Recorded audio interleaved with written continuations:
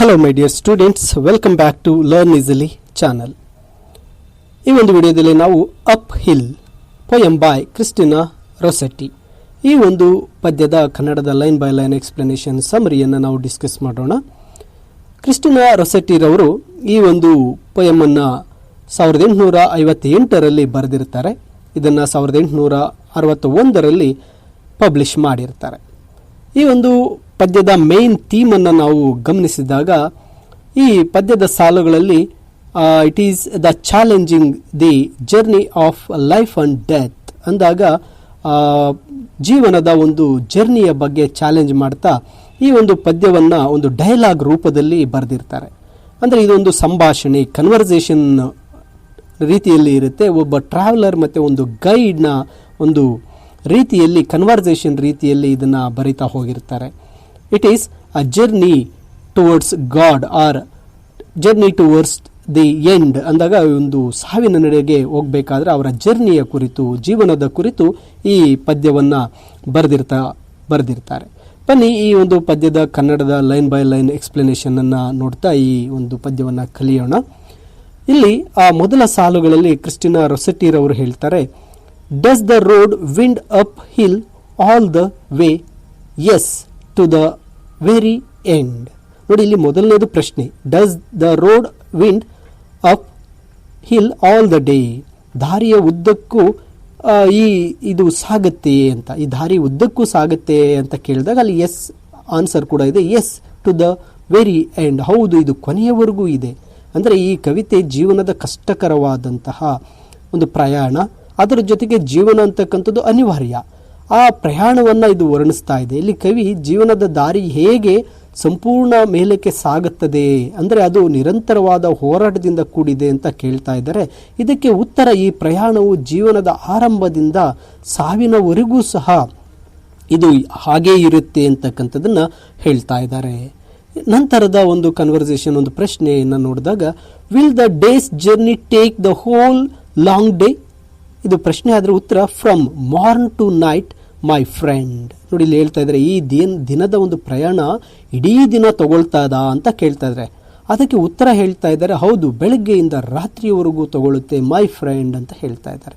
ಅಂದರೆ ಈ ಸಾಲಲ್ಲಿ ಕವಿ ಈ ಪ್ರಯಾಣವನ್ನು ಅದನ್ನ ಕಂಪ್ಲೀಟ್ ಮಾಡೋದಕ್ಕೆ ಎಷ್ಟು ಟೈಮ್ ತಗೊಳ್ಳುತ್ತೆ ಅಂತ ಕೇಳ್ತಾ ಇದ್ದಾರೆ. ಅದಕ್ಕೆ ಗೈಡ್ ಉತ್ತರ ಹೇಳ್ತಾ ಇದ್ದಾರೆ, ಈ ಪ್ರಯಾಣ ಬೆಳಗ್ಗೆಯಿಂದ ಸ್ಟಾರ್ಟ್ ಆಗಿ ರಾತ್ರಿಯವರೆಗೂ ಅಂತ ಹೇಳ್ತಾ ಇದ್ದಾರೆ. ಅಂದರೆ ಈ ಸಂಪೂರ್ಣ ಜೀವನದ ಅವಧಿ ಇರುತ್ತೆ ಈ ಜೀವನ ಅಂತಕ್ಕಂಥದ್ದನ್ನು ಹೇಳ್ತಾರೆ. ನಂತರ, but is there for the night a resting place, a roof for when the slow dark hours begin? ನೋಡಿ, ಇಲ್ಲಿ ಕೇಳ್ತಾ ಇದ್ದಾರೆ, ಈ ರಾತ್ರಿ ಬಂದಾಗ ವಿಶ್ರಾಂತಿ ತಗೊಳ್ಳೋದಕ್ಕೆ ಒಂದು ಸ್ಥಳ ಏನಾದರೂ ಇದೆಯಾ ಅಂತ ಕೇಳ್ತಾರೆ. ಅದಕ್ಕೆ ಅವರು ಹೇಳ್ತಾರೆ, ನಿಧಾನವಾದ ಕತ್ತಲೆಯ ಸಮಯ ಪ್ರಾರಂಭವಾದಾಗ ಅದಕ್ಕೆ ಒಂದು ಸೂರಿದೆ, ಅಂದರೆ ಒಂದು ಪ್ಲೇಸ್ ಇದೆ, ಒಂದು ರೂಫ್ ಇದೆ ಅಂತ ಹೇಳ್ತಾ ಇದ್ದಾರೆ. ಅಂದರೆ ಕವಿ ತುಂಬ ಸುಸ್ತಾಗಿದ್ದು ವಿಶ್ರಾಂತಿ ತೆಗೆದುಕೊಳ್ಬೇಕು, ಆ ವಿಶ್ರಾಂತಿ ತೆಗೆದುಕೊಳ್ಳೋದಕ್ಕೆ ಒಂದು ಯಾವುದಾದ್ರೂ ಸ್ಥಳ ಇದೆಯಾ ಅಂತ ಕೇಳ್ತಾರೆ. ಅದಕ್ಕೆ ಆ ಗೈಡ್ ಉತ್ತರ ಹೇಳ್ತಾ ಇದ್ದಾರೆ, ಕತ್ತಲೆ ಅಂತಕ್ಕಂಥದ್ದು ಶುರುವಾದಾಗ ಅಂದರೆ ಜೀವನದಲ್ಲಿ ಅಂತ್ಯದಲ್ಲಿ ವಿಶ್ರಾಂತಿಯನ್ನು ಪಡೆಯೋದಕ್ಕೆ ಒಂದು ಸುರಕ್ಷಿತವಾದ ಸ್ಥಳ ಇದೆ ಅಂತ ಅವರು ಹೇಳ್ತಾ ಇದ್ದಾರೆ. ನಂತರ, may not the darkness hide it from my face? Yes cannot miss that inn ಅಂತ ಹೇಳ್ತಾರೆ. ನೋಡಿ, ಇಲ್ಲಿ ಪ್ರಶ್ನೆ ಕೇಳ್ತಾರೆ, ಆ ಕತ್ತಲೆಯು ಅದನ್ನು ನನ್ನಿಂದ ಮರೆ ಮಾಡಬಹುದೇ ಅಂತ. ಆ ಸ್ಥಳ ನನಗೆ ಬಂದಾಗ ಈ ಕತ್ತಲೆ ಇರೋದ್ರಿಂದ ಆ ಸ್ಥಳ ನನಗೆ ಕಾಣಿಸದೇ ಇರೋ ಥರ ಈ ಕತ್ತಲೆ ಮಾಡುತ್ತಾ ಅಂತ ಕೇಳಿದಾಗ ಅದಕ್ಕೆ ಆ ಗೈಡ್ ಉತ್ತರ ಹೇಳ್ತಾ ಇದ್ದಾರೆ, you cannot miss that inn. ನೀವು ಆ ಒಂದು ಆ ಸ್ಥಳ, ಆ ಒಂದು ರೆಸ್ಟೋರೆಂಟ್, ಆ ಹೋಟೆಲನ್ನು ತಪ್ಪಿಸಿಕೊಳ್ಳಲು ಸಾಧ್ಯನೇ ಇಲ್ಲ ಅಂತ ಉತ್ತರ ಕೊಟ್ಟರು. ಅಂದರೆ ಕವಿ ಕತ್ತಲೆಯ ಆಶ್ರಯ ಸ್ಥಳವನ್ನು ಆ ಕತ್ತಲೆ ಅಂತಕ್ಕಂಥದ್ದು ನಾನು ಆಶ್ರಯ ಪಡಿಬೇಕಾಗಿರೋ ಸ್ಥಳವನ್ನು ಮರೆ ಮಾಡಬಹುದಾ ಅಂತ ಹೆದರ್ಕೊಂಡಿದ್ದಾರೆ. ಆದರೆ ಅದಕ್ಕೆ ಗೈಡ್ ಹೇಳ್ತಾ ಇದ್ದಾರೆ, ಆ ಸ್ಥಳವನ್ನು ಖಂಡಿತ ತಪ್ಪಿಸಿಕೊಳ್ಳಲು ಸಾಧ್ಯ ಇಲ್ಲ ಅಂತಕ್ಕಂಥದ್ದನ್ನು ಹೇಳ್ತಾ ಅವರಿಗೆ ಧೈರ್ಯವನ್ನು ತುಂಬುತ್ತಾ ಇದ್ದಾರೆ. Shall I meet other wayfarers at night? ಅದಕ್ಕೆ ಉತ್ತರ, those who have gone before.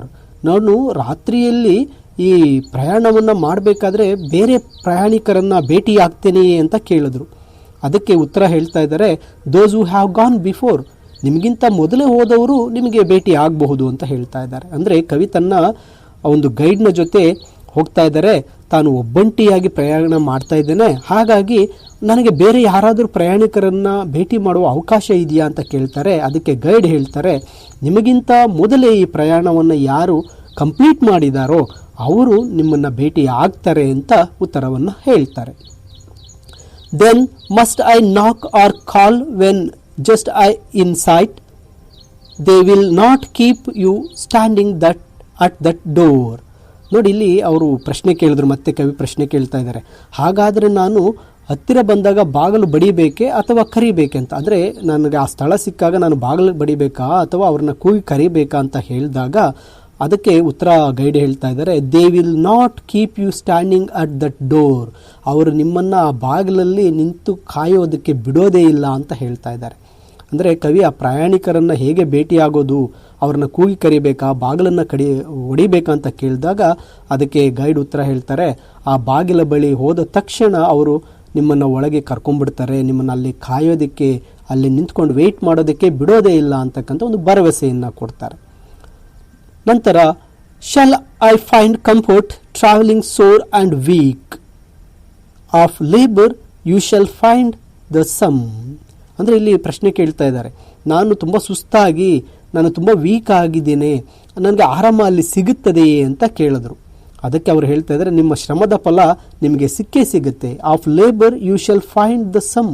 ನೀನೇನು ಶ್ರಮ ಪಟ್ಟಿದೆಯಾ, ಶ್ರಮಕ್ಕೆ ಪ್ರತಿಫಲ ಸಿಗುತ್ತೆ. ಇದು ಜೀವನದ ಬಗ್ಗೆ ಹೇಳ್ತಾ ಇದ್ದಾರೆ, ಲೈಫ್ನ ಜರ್ನಿ ಬಗ್ಗೆ ಹೇಳ್ತಾ ಇರೋದ್ರಿಂದ ಇಲ್ಲಿ ಆ ಕವಿ ಮತ್ತೆ ಪ್ರಶ್ನೆ ಕೇಳ್ತಾ ಇದ್ದಾರೆ, ಪ್ರಯಾಣದಿಂದ, ಈ ಜೀವನದ ಕಷ್ಟಗಳಿಂದ ನಾನು ಬಳಲಿದಾಗ ನನಗೆ ಒಂದು ವಿಶ್ರಾಂತಿ ಸಿಗುವುದೇ ಅಂತ ಕೇಳಿದಾಗ ಅದಕ್ಕೆ ಒಬ್ಬ ಗೈಡ್ ಹೇಳ್ತಾ ಇದ್ದಾರೆ, ನೀನು ಪಟ್ಟಿರ್ತಕ್ಕಂಥ ಪರಿಶ್ರಮಕ್ಕೆ, ನಿನ್ನ ಒಂದು ಕಠಿಣವಾದಂತಹ ಒಂದು ಶ್ರಮಕ್ಕೆ ಪ್ರತಿಫಲ ಅನ್ನೋದು ಸಿಕ್ಕೇ ಸಿಗುತ್ತೆ ಅಂತ ಹೇಳ್ತಾ ಇದ್ದಾರೆ. ಇನ್ನು ಕೊನೆಯ ಸಾಲಿಗೆ ಬಂದಾಗ ಕೊನೆಯ ಪ್ರಶ್ನೆಯನ್ನು ಕೇಳ್ತಾರೆ, will there be beds for me and all who seek? Yea, beds for all who come. ಕೊನೆಯ ಸಾಲಲ್ಲಿ ಪ್ರಶ್ನೆ ಕೇಳಿದ್ದಾರೆ, ನನಗೆ ಮತ್ತು ಹುಡುಕುವ ಎಲ್ಲರಿಗೂ, ಅಲ್ಲಿಗೆ ಈ ಜೀವನದ ಕೊನೆಯ ಒಂದು ಪ್ರಯಾಣದಲ್ಲಿ ಆ ಒಂದು ಸ್ಥಳಕ್ಕೆ ಹೋದಾಗ ನನಗೆ ಮತ್ತು ಆ ಬರ್ತಕ್ಕಂಥ ಎಲ್ಲರಿಗೂ ಬೆಡ್ಸ್ ಇದಾವ, ಹಾಸಿಗೆಗಳು ಇರುತ್ತವೆ ಅಂತ ಕೇಳ್ತಾರೆ. ಅದಕ್ಕೆ ಆ ಗೈಡ್ ಹೇಳ್ತಾ ಇದ್ದಾರೆ, yeah, beds for all who come. ಹೌದು, ಅಲ್ಲಿಗೆ ಬರ್ತಕ್ಕಂಥ ಎಲ್ಲರಿಗೂ ಸಹ ಒಂದು ಹಾಸಿಗೆಗಳು ದೊರೆಯುತ್ತೆ ಅಂತ ಹೇಳ್ತಾ ಇದ್ದಾರೆ. ಅಂದರೆ ಈ ಪೊಯಮ್ನ ಕೊನೆಯಲ್ಲಿ ಆ ಕವಿ ಕೇಳಿರ್ತಕ್ಕಂಥ ಪ್ರಶ್ನೆ, ತನಗೆ ಮತ್ತು ಈ ಪ್ರಯಾಣ ಮಾಡಿದ ಎಲ್ಲರಿಗೂ ವಿಶ್ರಾಂತಿ ಪಡೆಯೋದಕ್ಕೆ ಸ್ಥಳ ಇದೆಯೇ, ಆ ಬೆಡ್ಸ್ ಇದೆಯೇ ಅಂತ ಕೇಳಿದಾಗ ಅದಕ್ಕೆ ಗೈಡ್ ಹೇಳ್ತಾ ಇದ್ದಾರೆ, ಒಂದು ಪಾಸಿಟಿವ್ ಆಗಿ ಉತ್ತರವನ್ನು ಹೇಳ್ತಾರೆ, ಈ ಪ್ರಯಾಣಕ್ಕೆ ಬರುವ ಎಲ್ಲರಿಗೂ ಸಹ ಅಲ್ಲಿ ಒಂದು ಪ್ಲೇಸ್ ಇದೆ, ಸ್ಥಾನವಿದೆ ಅಂತ ಖಚಿತತೆಯನ್ನು ನೀಡ್ತಾ ಇದ್ದಾರೆ. ಅಲ್ಲಿ ಎಲ್ಲರಿಗೂ ಸಹ ಸ್ಥಾನ ಇದೆ, ಎಲ್ಲರಿಗೂ ಸಹ ಪ್ಲೇಸ್ ಇದೆ, ಈ ಪ್ರಯಾಣ ಮಾಡಿ ಬರೋ ಎಲ್ಲರಿಗೂ ಸಹ ಅಲ್ಲಿ ರೆಸ್ಟ್ ಮಾಡೋದಕ್ಕೆ ಸ್ಥಳವಿದೆ ಅಂತ ಹೇಳಿ ಈ ಪೊಯಮನ್ನು ಮುಗಿಸ್ತಾ ಇದ್ದಾರೆ. ಮೈ ಡಿಯರ್ ಸ್ಟೂಡೆಂಟ್ಸ್, ಇದು ಕ್ರಿಸ್ಟಿನಾ ರೊಸೆಟ್ಟಿರವರ ಅಪ್ ಹಿಲ್ ಪದ್ಯದ ಕನ್ನಡದ ಲೈನ್ ಬೈ ಲೈನ್ ಎಕ್ಸ್ಪ್ಲನೇಷನ್. ಈ ಎಕ್ಸ್ಪ್ಲನೇಷನನ್ನು ಕೇಳಿದ್ದೀರಾ. ಈ ಸಮರಿಯ PDF ವಿಡಿಯೋ ಡಿಸ್ಕ್ರಿಪ್ಷನ್ನಲ್ಲಿದೆ, ಡೌನ್ಲೋಡ್ ಮಾಡ್ಕೊಳ್ಳಿ. ತಪ್ಪದೇ ವಿಡಿಯೋನ ಲೈಕ್ ಮಾಡಿ, ನಿಮ್ಮ ಸ್ನೇಹಿತರಿಗೆ ಶೇರ್ ಮಾಡಿ. ಲರ್ನ್ ಈಸಿಲಿ ಚಾನಲನ್ನು ಸಬ್ಸ್ಕ್ರೈಬ್ ಮಾಡ್ಕೊಳ್ಳಿ. ನೆಕ್ಸ್ಟ್ ವಿಡಿಯೋದಲ್ಲಿ ಭೇಟಿಯಾಗೋಣ. Thank you for watching.